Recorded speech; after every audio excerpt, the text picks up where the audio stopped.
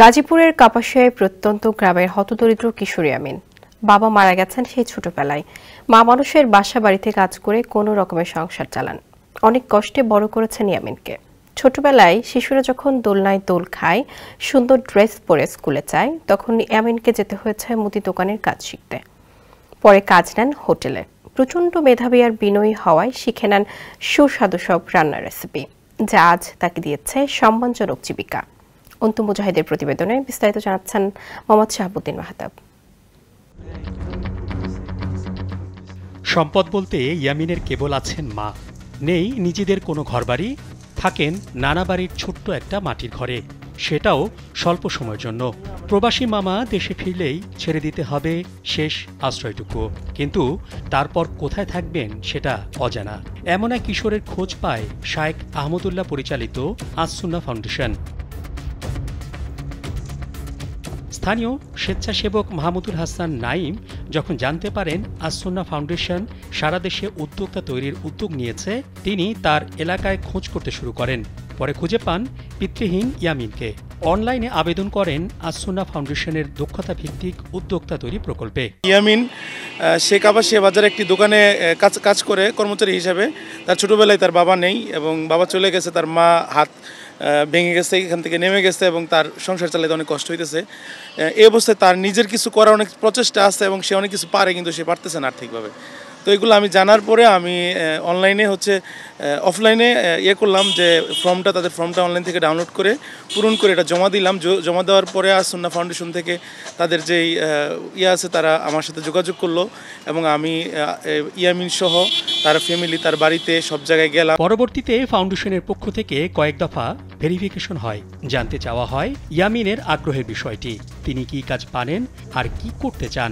যখন জানতে পারেন ইয়ামিন ফাস্টফুড আইটেম বানাতে পারেন, ফাউন্ডেশনের কর্মকর্তারা সেটা যাচাই করেন। তারা ইয়ামিনের হাতের বানানো বিভিন্ন খাবার খেয়ে দেখেন সেটা কতটা সুস্বাদু। পরবর্তীতে ফাউন্ডেশনের পক্ষ থেকে তাকে একটি ফুড কার্ট করে দেওয়া হয়। স্থানীয়দের সঙ্গে কথা বলে ফুড কার্ট কোথায় বসবে করা হয় সে বন্দোবস্ত, সঙ্গে আর্থিক সাহায্যও করে সংস্থাটি। এবার শুরু হয় উদ্যোক্তা হিসেবে ইয়ামিনের পথচলা। প্রতিদিন সকালবেলা নামাজ পড়ে বাজারে চলে যান ইয়ামিন, কিনে আনেন ফাস্টফুড তৈরির কাঁচামাল। মায়ের হাতে পরম যত্নে প্রস্তুত হয় সুস্বাদু সব খাবার। মায়ের কাছে সহযোগিতাও করতে দেখা যায় তাকে। দুপুর গড়াতেই মায়ের হাতে প্রস্তুত করা খাদ্য সামগ্রী নিয়ে ছুটে যান বাজারে। সেখানেই রাখা আছে ইয়ামিনের ফুড কার্ট। সব প্রস্তুতি শেষ করে শুরু হয় chicken fry, French fry, noodles, mini burger সহ রকমারি সব খাবার বিক্রি।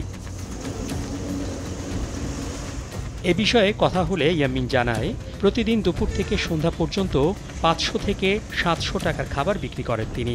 কখনো তা 1000 টাকাও ছাড়িয়ে যায়। ইয়ামিনের স্বপ্ন নিজে ব্যবসা সম্প্রসারণ করে আরও অনেক বেকার যুবককে উদ্যোক্তা হতে সহযোগিতা করার। আর আমারও ইচ্ছা ছিল যে নিজে কিছু করব, কিভাবে নিজেকে সচ্ছলভাবে তৈরি করতে পারি। বড় ভাই নাইম ভাই উনি আস-সুন্নাহ ফাউন্ডেশনে এই স্বাবলম্বন প্রজেক্ট আবেদন করেন। তার প্রেক্ষিতে ওনারা আসেন, সব কিছু যাচাই বাছাই শেষে ওনারা আমাকে আমার এই ব্যবসা প্রতিষ্ঠান ফুড কার্ট, আলাক্সা ফুড কার্ট, ওটা ওনারা প্রদান করেন। তারপর থেকে আলহামদুলিল্লাহ এখন আগের থেকে অনেকটাই সচ্ছল আমার ফ্যামিলি, এবং আমি নিজে উদ্যোক্তা হতে পেরেছি। আমার অনেক সব আগের স্বপ্ন ছিল, এখন আলহামদুলিল্লাহ পূরণ করছে, আস-সুন্নাহ ফাউন্ডেশনের মাধ্যমে পূরণ হয়েছে। ভালো উদ্যোক্তা হতে পারলে তারপর থেকে মনে করেন যে আরও মিনিমাম 10 জনকে উদ্যোক্তা তৈরি করতে পারি যেন। ইয়ামিনের কাজে সহযোগিতা করেন তার ফুফাতো ভাই মোহাম্মদ আবদুল্লাহ। স্কুল শেষ করেই ছুটে আসেন ইয়ামিনের ফুড কোর্টে। সেও লেখাপড়া শেষ করে ইয়ামিনের মতো উদ্যোক্তা হতে চায়। আমি পড়ালেখার পাশাপাশি তার সাথে হেল্প করি, তো মাঝে মধ্যে পড়ালেখা শেষ করে স্কুল শেষ হইলে আমি বিকেলে তার সাথে সময় দিই। তার সাথে থেকে আমি কিছু কাজও শিখতেছি এবং আমি ভবিষ্যতে উদ্যোক্তা হওয়ার চিন্তা আছে। কেবল ইয়ামিন নয়, সারা দেশে শত শত বেকার যুবককে উদ্যোক্তা তৈরিতে কাজ করে চলেছে আস-সুন্নাহ ফাউন্ডেশন। কেবল ফুড কোর্ট কিংবা মুদি দোকান নয়, বাছাইকৃত তরুণ যুবকদের মধ্যে যিনি যে কাজে দক্ষ তাকে সে বিষয়ে প্রশিক্ষণ ও উদ্যোক্তা হওয়ার জন্য প্রয়োজনীয় সহায়তা করছে সংস্থাটি। ইয়ামিনের উদ্যোক্তা হওয়ার পিছনের গল্পটা শোনালেন আস-সুন্নাহ ফাউন্ডেশনের চ্যারিটি অ্যান্ড সোশ্যাল সার্ভিস ডিপার্টমেন্টের প্রজেক্ট এক্সিকিউটিভ রাফিউল করিম রাফি।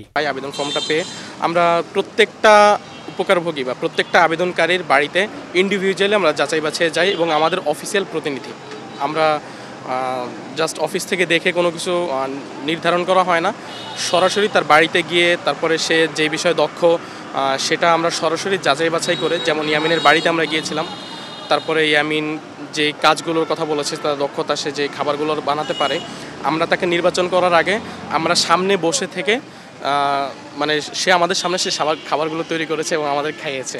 তো আমরা তার খাবার টেস্ট করার পরে তারপরে তার বাড়িতে সব কিছু দেখার পরে এরপরে এলাকাবাসীর কাছ থেকে আমরা তার বিষয়ে তথ্য সব সঠিক কিনা সত্য কিনা সে সব খোঁজখবর নেওয়ার পরে তারপরে আমরা তাকে ধাপে ধাপে টাকা দিই এবং সে আমাদের কাছে আগ্রহ জানায় যে সে একটা ফুড কোর্ট দিতে চায়, সে তার স্বপ্নের কথা জানায়, সেটার প্রেক্ষিতেই আমরা তাকে টাকা দিই।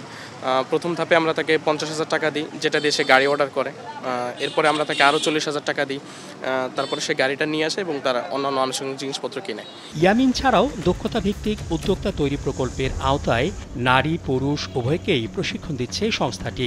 এরপর তাদের স্বপ্ন বাস্তবায়নে সহায়তা করে আসুনা ফাউন্ডেশন। জাকাত ফান্ড থেকে দেয়া টাকার সুষ্ঠু ব্যবহার হচ্ছে কিনা সেটাও তদারকি করেন তারা।